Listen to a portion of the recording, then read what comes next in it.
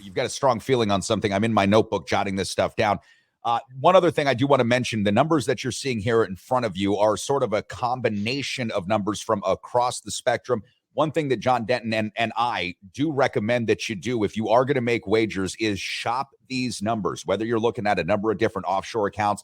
Perhaps you're listening to us in a state that has legal sports betting. Congratulations. Your state's legislature got right and didn't fuck that up.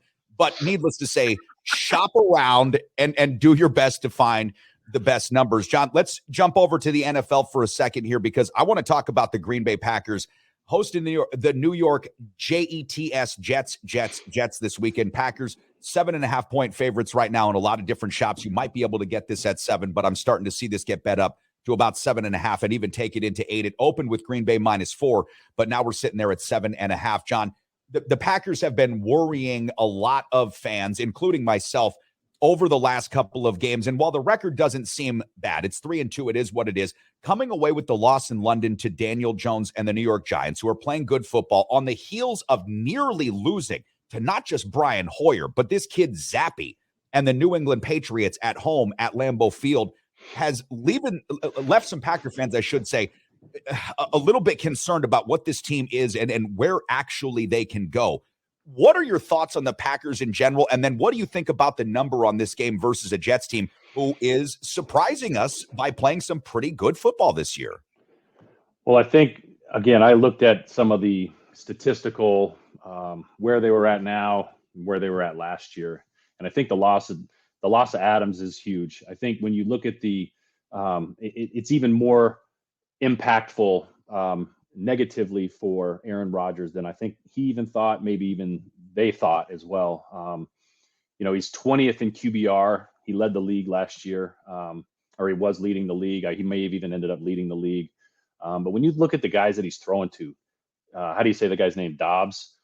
Romeo Dobbs, yeah. And then you look at the Mercedes Lewis caught a ball last night. He's got to be in his 40s. And then Deguana. I thought Joe Deguano's son was signed off of the Josiah Deguana. Practice I think squad. about that all the time. Right? As soon as I saw that, I was like, "Is there a Deguano on the team?" I was like, "You got to be kidding me!"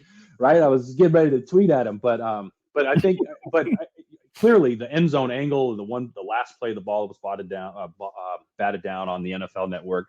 Right? It was an RPO. You could tell because the running back definitely run action is live. He's not just faking something and stuff in the run or stuff in the block, right? He's actually trying to get up in the hole, and he hands the ball off. It's either a first down, potentially even walks into touchdown. So I just think it's the way that they're winning and losing that is kind of concerning to me. It's not the fact that they're 3-2 and everything's okay type stuff. They're just not playing sound football. And when you look at the Jets, right, and I think it's one of those things you're seeing that line increase probably early week because of probably buy low.